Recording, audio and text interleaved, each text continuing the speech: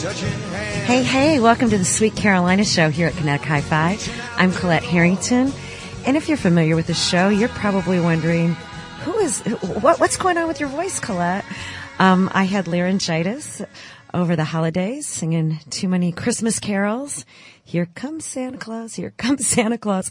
Okay, we all know I can't sing, but I do have someone in the new studio that can sing, Chris McNeil of Shrubbery Transit, and I'm so glad you're here, and you brought your new CD. I am very glad to be here, Colette. Let's listen to one of the tracks, Lightning Strikes. Lightning Strikes, right.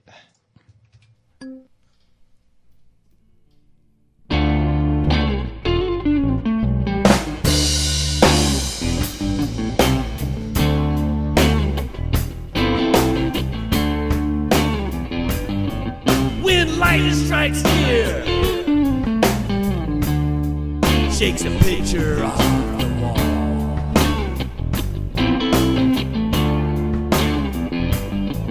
And all I can hear is glass shattering in the fall.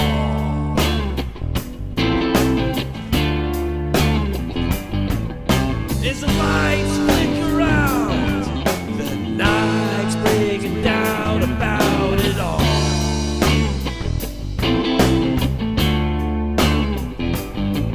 She lived in a crumbling tower with a strike of blinding power came to call.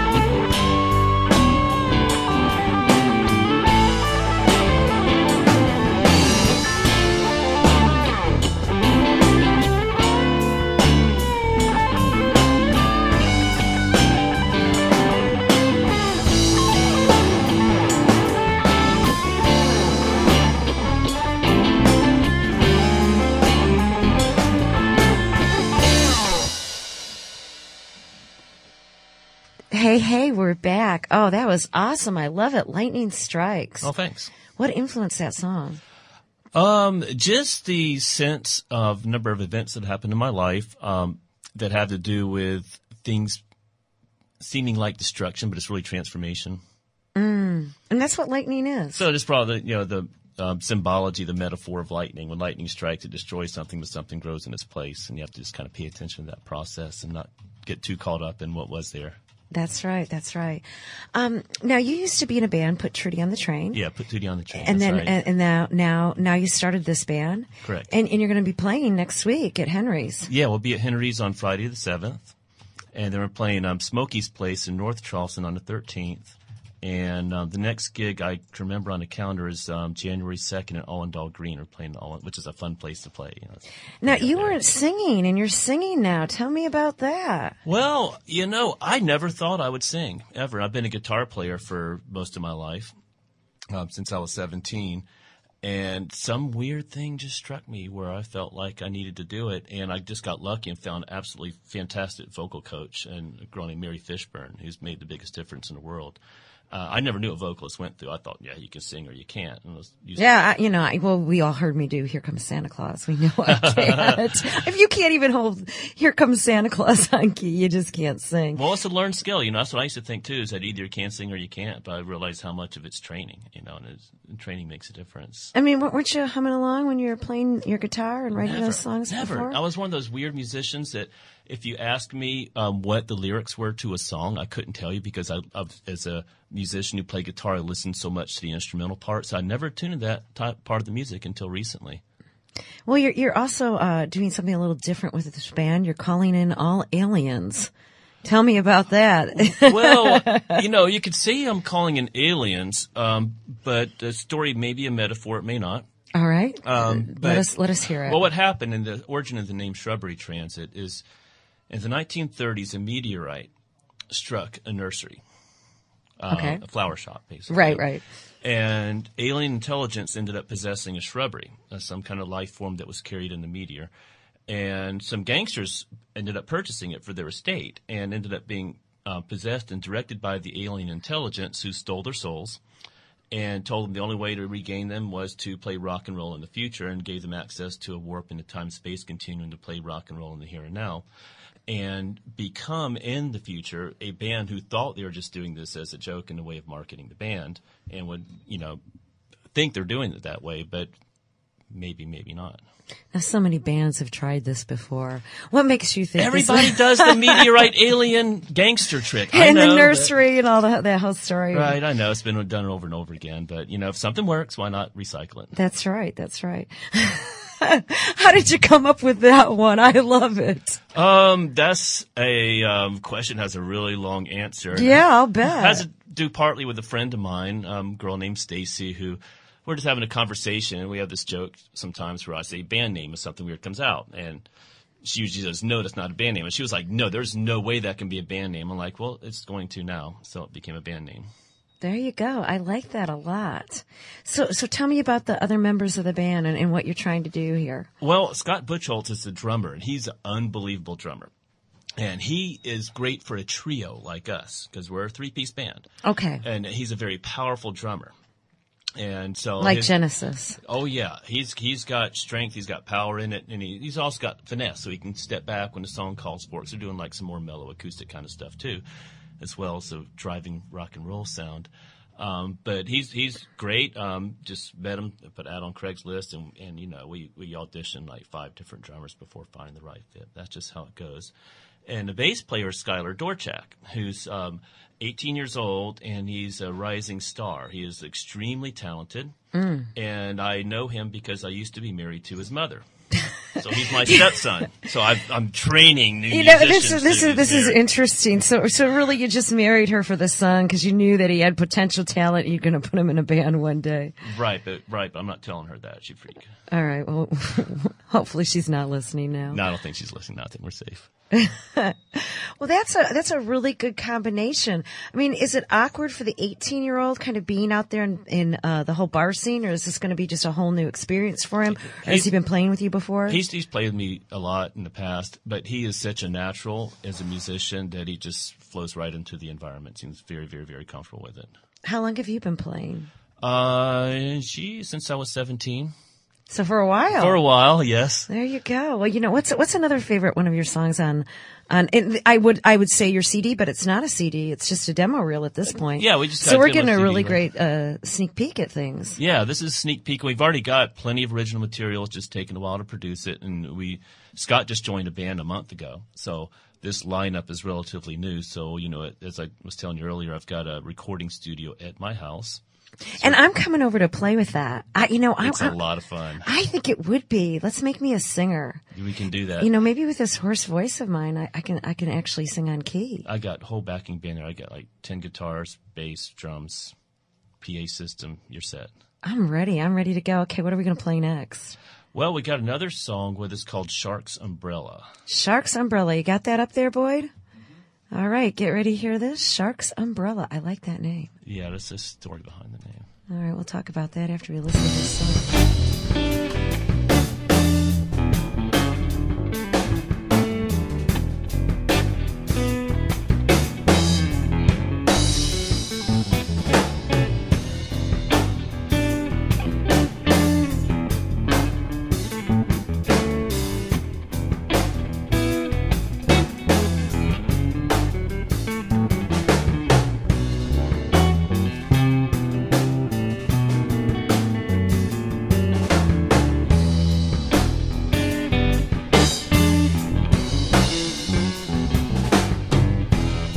Open up your eyes. You've been hypnotized. Believe in the media lies. Open up your eyes. It's a shark's umbrella, but it's not that kind of weather.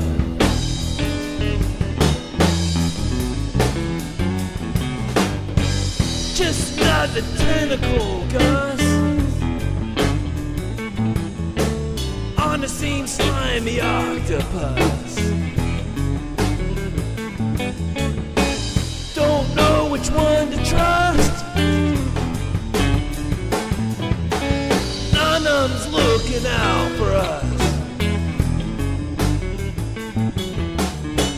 It's a shark's umbrella, but it's not that kind of weather.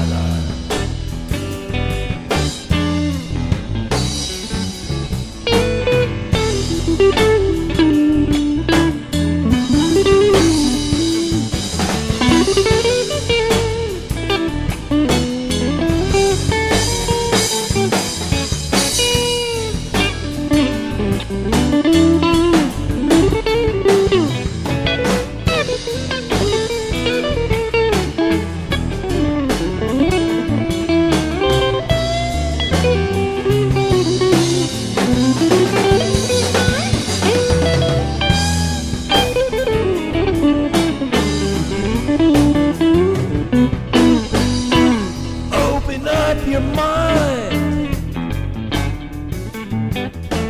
Look at that big game behind.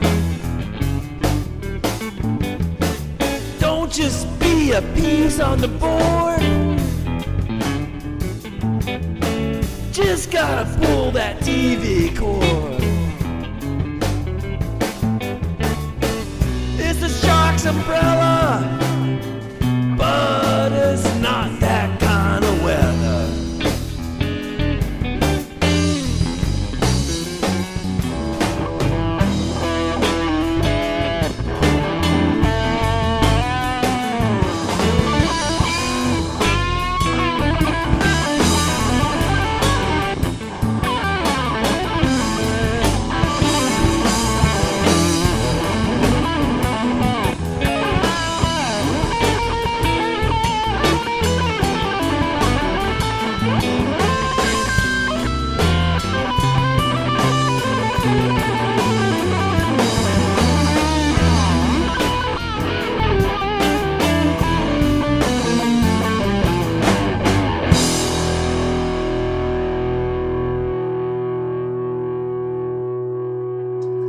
that is Shark's Umbrella. And I'm here with the writer of that song, Chris McNeil, and the name of the band is Shrubbery Transit. What was the influence for that song? Better yet, what was the influence for the name? Well, the name is a metaphor for the influence of media. I mean, does a shark need, what does an umbrella do? An umbrella blocks the elements, right? Correct. Right. And does a shark need the elements blocked? No. Right. So, yeah, the song's about the collaboration between government and media and its owners, and how people live in that reality tunnel if they're not careful to get information from sources other than the major media. Amen to that. Boy, that don't even get me started. Oh, That's sure. probably part of why I lost my voice. I got into all those political discussions over the holidays, especially with everything that's just happened. Certainly we can see that with our media. Oh, yes. And I don't care if you watch any mainstream media, you're not getting the news. Oh, right. It's propaganda, but people don't see that. It's so funny. I talk to people, say, I went to Russia. You don't believe the propaganda there. I'm like, you don't think it's here? You just don't see it because you've lived in it. Right, exactly. People don't really experience because they live, they got the umbrella up. Right. The umbrella up of their own little world and what they want to see and what they want to hear. But I really enjoyed listening to that. You've got a lot of influences. It's not just rock, you got some jazz going on there. You got quite a bit going on. Yeah, I love jazz. Yeah, you can hear that. Yeah, I love the intricacy of jazz. I love the broader melodic palette that jazz brings in. It's an interesting infusion. Tell me about that, your music. I mean, do you just whenever you go to write or do a song, you just let all the influences that you have come to your mind and come to your heart and soul? I do, but it's not really a conscious process. And the thing when I learned to start writing more music, and for whatever reason, music ideas just flow. I mean, I can't walk down the street without some new melody coming in my head. What I got finally was that you don't write music consciously. You consciously put yourself in a state of mind where music ideas come to you.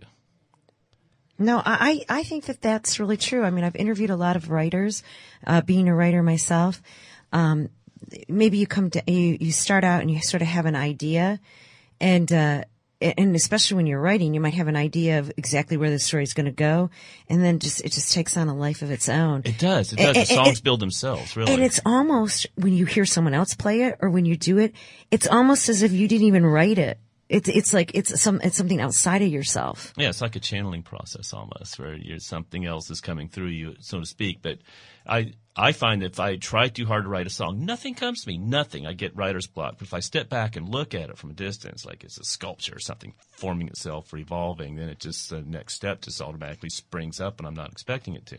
It just happens. Isn't that weird how that works? That seems to be how it works for me. No, it works that way for me too. I wrote a play called Marble House that got produced. Really? And by the time I was no longer writing it, literally, my hands were moving and somebody else came and took over, and I could do every character and I'd go into character, and it was just really a bizarre experience. Almost like a trance state, huh? Yeah, it really was. And I when I finished it and I read it for my husband, and I did all the different voices, and I said, "What did you think?" He said, "It was good. It was good." And I was like, "Yeah, it's good." So, when someone decided to produce it, I couldn't go to the auditions. I was just too nervous. So I said, "Go check out the auditions." And he went, and he came back and he said, "Oh, Colette, it's good." And I said, "I know you told me." He said, "No, when you did it, it was just weird. But when I saw actual other people doing the Really? voices, it works. It's good." And when I went to see it, it was, I almost wanted to close down the theater because I thought I wrote a play about Alva Vanderbilt and the women's suffrage cause and right to vote. And midway through it, I thought, no, I wrote a play about myself. And I just thought everyone would know everything there was to ever know about me. And I wanted to get the heck out of there. Interesting. So it just kind of came from you. Then you discovered what it's about. Well, I thought it was, I mean, when I wrote it, it was after I toured the Marble House Mansion. It was all about her life historically.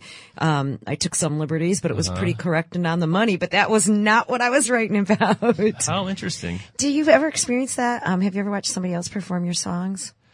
I don't think I have watched someone else perform my songs. We have to do that. We have to have somebody perform one of your songs because it gives you a whole new perspective. I can imagine. You just, and especially, well, for you though, it might be a little bit different because you wrote even before you started this band.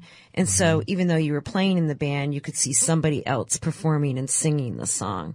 True. So in a way, you've done that. But I was always involved in the Yeah, you were performance. you were all part of the process. But when you're not a part of the process, and then you sit back and you're in the audience and you watch somebody else do that, and then their interpretation of the process, you'll walk away with a totally different idea of what you thought you had. I'm sure it gives you a completely different perspective. It's got to be really useful to see that.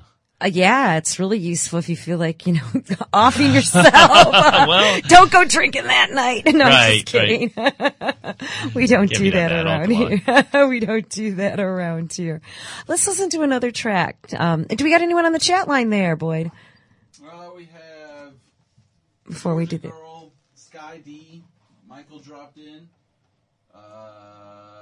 That's it so far. There we go. Anyone have any questions for him? Just pop them up there on the screen and we'll be glad to ask. What should we listen to next? I think it was 2 tracks. Oh, we Yeah, only just- brought 2 tracks. I only brought 2 tracks. Oh, jeez. Well, when we're done with this, I'm telling you, I'm going over to the studio.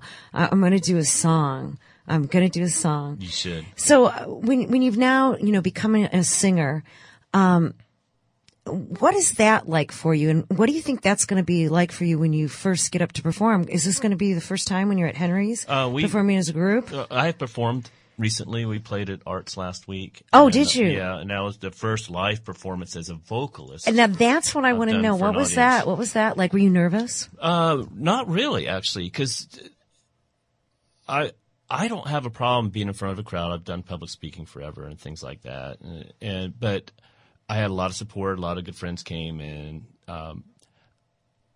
the music just kind of takes on an energy, And when you tune into what the music's trying to convey, I think you lose any sense of self-consciousness. Yeah, sure. It's just like if you're in a show or something like that in a theater, you're no longer, at one point, you're not aware that there's an audience there. Yeah, it's like you're the actor, where you're stepping into the rock and roller on the stage and stepping out of your normal persona. So I kind of left that behind, if that makes any sense. I haven't felt the problem so far. We'll see how it goes. How long have you been performing? Gee whiz, I've been playing music for many years. I've been performing in bands for, I guess, about 7 years now. Mm-hmm. Yeah, about 7 years. What do you think about all the shows out there? Why don't you go out there and go check out The Voice? I have not yet seen The Voice, but I've heard good things about it. You know what? It's the only show that's worth anything. Really? And two, I mean, just, you become such a part of it.